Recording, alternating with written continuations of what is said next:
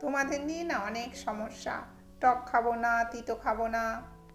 পাল্টা পাতা একটু তিতো, তাতে কি হয়েছে? এই পাতার অনেক গুণ, খেতে তো হবেই। খাবে আর ভাববে সত্যি ঠিক বলেছে তো, একটুকো তিতো নেই। এগুলো পুরনো দিনের রান্না, তোমরা খেতে চাও না বলে না, এখন বাড়িতে হওয়া অনেকটাই কমে গেছে। গরম ভাতে ঘি কাঁচা লঙ্কা দিয়ে ভালো করে মেখে এই গরম গরম বড়াটা দিয়ে একবার খেয়ে দেখো।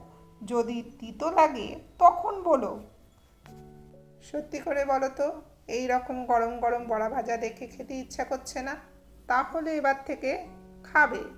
আমার ডেসক্রিপশন বক্সে এর লিঙ্কটা দেওয়া থাকবে, তোমরা দেখে নিও।